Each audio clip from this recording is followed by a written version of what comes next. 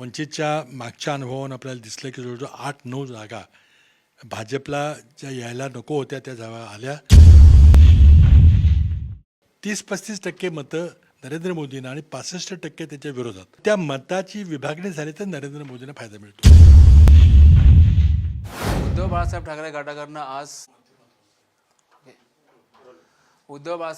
ठाकरे गटाकडनं आज 17 उमेदवारांची यादी जाहीर झाली आहे. त्यात उमेदवारी जाहीर होताच काँग्रेस असेल किंवा राष्ट्रवादी असेल यांच्यामध्ये कुठे नाराजगी व्यक्त होताना दिसत आहे. आपल्यासोबत बोलण्यासाठी काँग्रेसचे ज्येष्ठ नेते पृथ्वीराज चव्हाण आहेत, त्यांच्याशी बातचीत करून घेऊया. सर, आज उद्धव बाळासाहेब ठाकरे गटाची जी यादी आहे ती जाहीर झाली आहे. कुठे नाराजगी काँग्रेसमध्ये किंवा राष्ट्रवादीमध्ये दिसत आहे?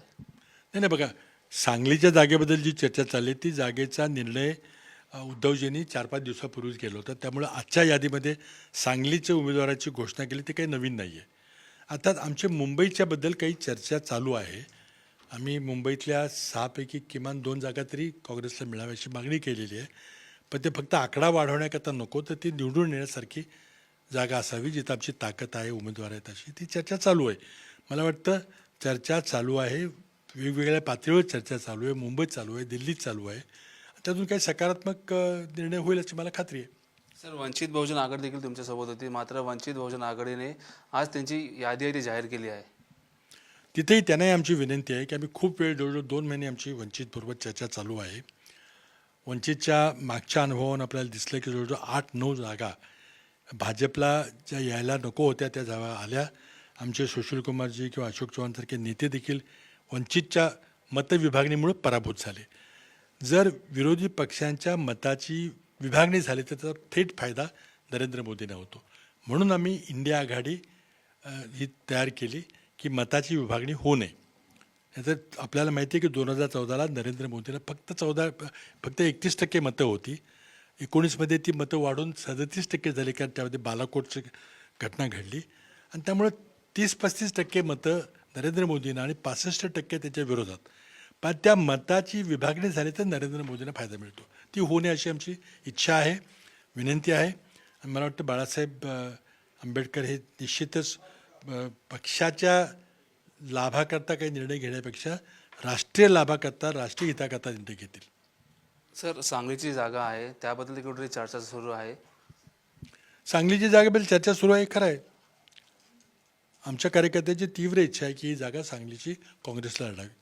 सर, उदयनराजे भोसले यांनी देखील साताऱ्यामध्ये त्यांची उमेदवारी भाजपने निश्चित केली आहे, मात्र तिथे तुमचे देखील नाव चालू आहे. हे बघा, सातारची जागा ही अजित पवार गटाकडे होती, पण त्यांनी मग दबाव टाकून ती पुन्हा भाजपकडे घेतली असं कळतंय.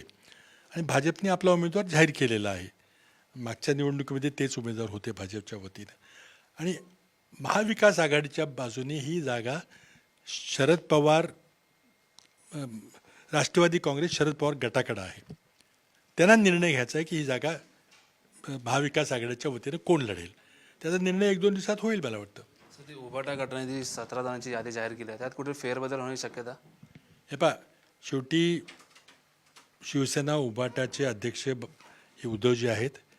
त्यांनी सही करून ती यादी जाहीर केली. ते पुन्हा दुसरी यादी जाहीर करू शकतात, बदल करू शकतात. हा त्यांचा निर्णय आहे.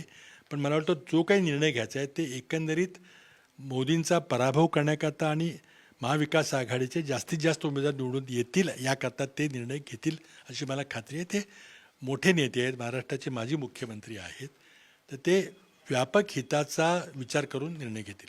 धन्यवाद सर, आमची बातचीत केल्याबद्दल. कॅमेरामन नितीनसोबत मयूर राणे, साम टीव्ही, मुंबई.